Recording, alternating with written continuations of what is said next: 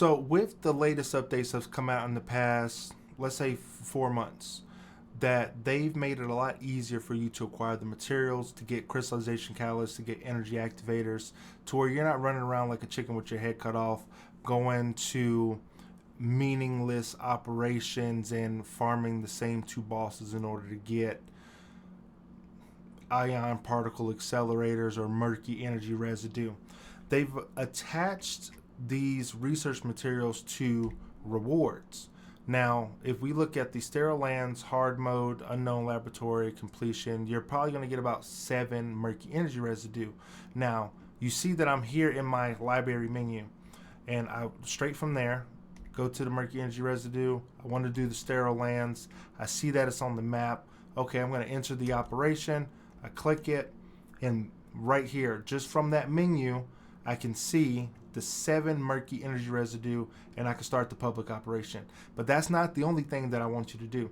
I want you to go up to the rewards area here, and you're looking for an anamorphic pattern, that the one that looks funny, the one that you can get completed for completing the fusion reactor areas. Those bosses are typically a lot easier. There's usually some people around.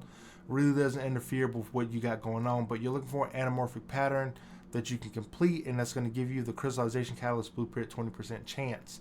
We complete this mission, we get 2 anamorphic patterns, we get 2 chances at shooting for that 20% there, and then we also are kind of looking forward to getting into a mission that's not really on the 400% side. We're going to look for a 250, and I'll tell you why in a second. So I could start this public or private operation. I'm going to get that 7 murky energy residue, and then on top of that, I'm also going to be getting components, right? There's a little cherry on top, but that's what the latest update. Now let's go back, still in the same menu, and then we're going to want the mixed energy residue. We're going to go in here, and again, it was tied to that Enzo encrypted vault. We're going to scroll down. We're going to keep on scrolling down, and we're going to be looking at going into either the Void Vessel mission, hard or normal, whichever one you want to go about, or we can go to the Agna Desert. Again, I'm going to prefer it on hard mode, not normal mode, and let's just go to the Asylum. We're going to go there. We're going to enter the operation straight from that menu, and we're going to see that we don't really see the murky energy residue, but I just saw in the menu that it said I could get it from here.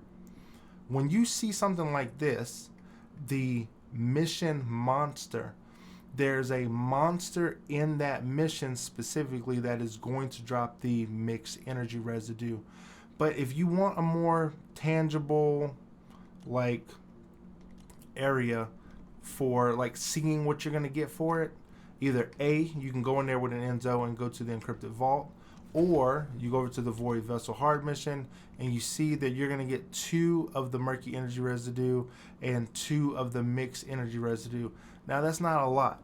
It's not a lot because you know you're going to need a lot for making a crystallization catalyst. You're going to need 8, so you're going to do 4 runs of that, and you're going to end up getting 8 of the murky energy residue and just knock that out.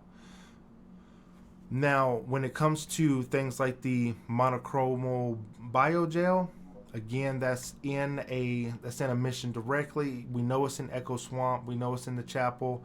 You go over there, and let's see. Let's click on the chapel. All right, so chapel, enter the operation.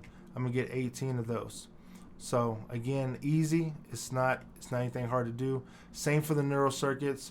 White Knight Gold Mysteries in. Go to the operation. Enter the operation. I'm going to get 5 of those. Now that's the ones that they want to be stingy about. Is the advanced neural circuits or the mixed energy residue. So what I can say about getting the crystallization catalyst blueprint is that all the ultimate ones, they're going to be 20%. You use a shapeform stabilizer to make everything a little bit more on the level, with raising some highs to 27%, raising some lows up to 32%, or whether you use a shapeform stabilizer to make something 6 and something 32. that 20% sitting right dead in the middle. It's not going to change. It's not going to go up. It's not going to go down. It's luck of the draw. It's RNGesus, and you can only place your bets and have more quantity, right? I don't know why I want to say quality. You want more quantity of the anamorphic material patterns than, for instance, going in and trying to beat a Colossi solo. If you tend to struggle with them, or you don't like fighting Molten Fortress or Gluttony or Swamp Walker or what have you, it's a more solo friendly experience to go into the anamorphic pattern, shoot for the 20%. You get it, you don't. That way you're building up anamorphic patterns. If you're missing something, Kingard's Lance, blueprints, or you're still missing that one piece to make that character, or to max out your Graves Reverse Fate, or something of that nature, you get what I'm saying? You're also not just aiming for the Crystallization Catalyst, but you're also aiming for something else within that list. Again, it's luck of the draw. There's nothing specific that I could tell you about getting a Crystallization Catalyst blueprint that anybody else out there on the internet isn't going to tell you already. I could do 1,000 clips until I get the perfect roll to beat the boss and get the Crystallization Catalyst blueprint on my first try, and lead that to you hoping that you're gonna get the same experience that I had with the Crystallization Catalyst blueprint, getting it on your first try. That's just not how that works. You're going to end up going out there trying to get the 20% Crystallization Catalyst, and you're going to get that Eugen code that's the 6% every single time. For some reason, that's just the way that the games works out. So hopefully you did find this video useful, and that you found it a little bit more real, that I'm going to tell you how to get the things that you need, plus also doubling down on, again, getting those annoying other types of research materials that you need to make Crystallization Catalysts. So like, share, and subscribe, and I will see you in the next one.